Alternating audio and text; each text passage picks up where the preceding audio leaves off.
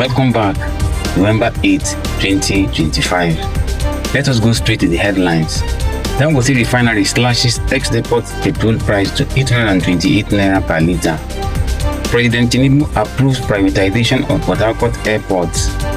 Bans sale of farm property. Court fixes November 20th for judgment in Nnamdi Kanu terrorism trial. Tinubu meets with Sultan of Sokoto. Now let us go to the news in details.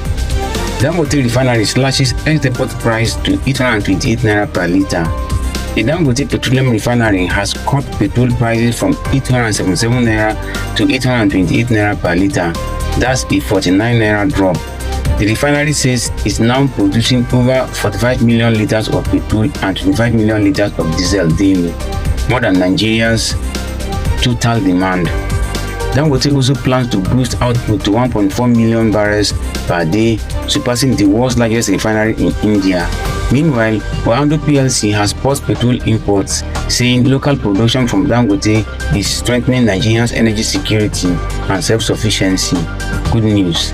You see, this is what we have been expecting from NNPC, but instead NNPC is doing behind Dangote refinery, and the government have proved time and time again that they are incapable of managing Nigeria assets.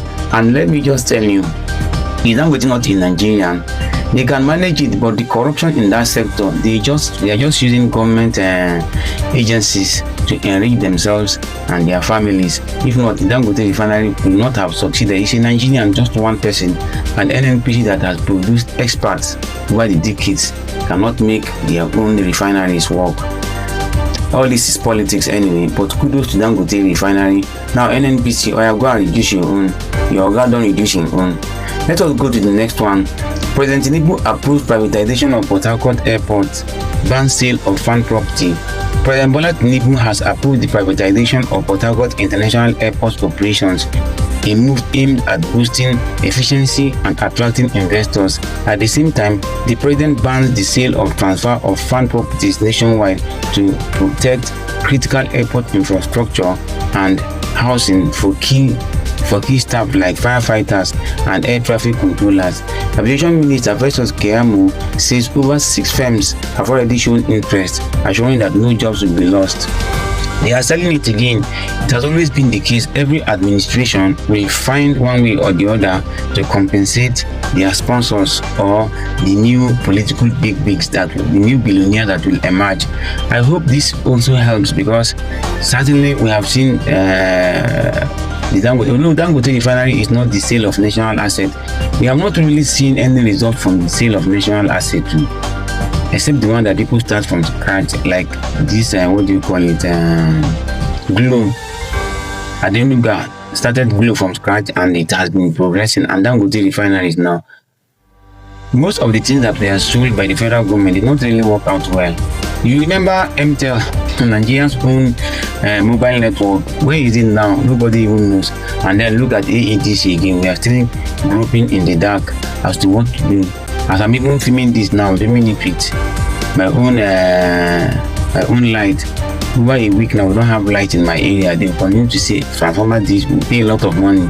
We are helping the AEDC to fix transformers, and yet they will not still fix it well. It's not easy. I do hope the government looks into the privatization of national assets to see if it has really achieved any desired goal. And let us go to the next one. Court fixes November 20th for judgment in Nnamdi Kanu's terrorism trial. The Federal High Court in Abuja has fixed November 20th to deliver judgment in the terrorism trial of Nnamdi Kanu, the leader of the indigenous people of Biafra, IPOB. Justice James Omotosho made the decision after Kanu again refused to open his defense, saying there is no valid case against him. Kanu, who chose to defend himself, insists that his detention by DSS is illegal and that the charges are unconstitutional. Despite several chances to begin his defense, he maintained his stance, leading the judge to rule that Kanu had forfeited his right to a fair hearing claim. The long-awaited judgment is now set for November 20th. The issue of Nnamdi Kanu is political. Let them rally around the Southeast governors to free that guy. That's going to still be the end of the day, because there's nothing else one can do.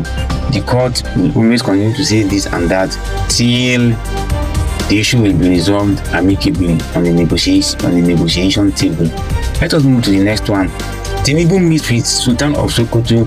President Bola Tinubu met with the Sultan of Sokoto, His Eminence Muhammadu Saad Abubakar, at the State House. The meeting is part of the president's ongoing consultations with religious and traditional leaders. Just this earlier, he also met the Archbishop of Abuja, Bishop Ignatius Kigama.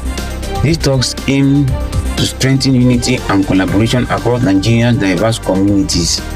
Anyway, by this time, the Sultan of Sokoto, if the president is not yet aware, let me just tell him, the Sultan of Sokoto, as it is now, is only a symbol of announcing the date for fasting, for the beginning of fasting, announcing the date for the end of fasting, and all those major festivals like the Eid al-Fitr and Eid al-Kabir. Most of the powers in the north have been shifted away from him. Even though you still recognize him as Sultan of Sokoto, call him Sultan of Sokoto, the clerics are in charge of the Islamic faith, not him.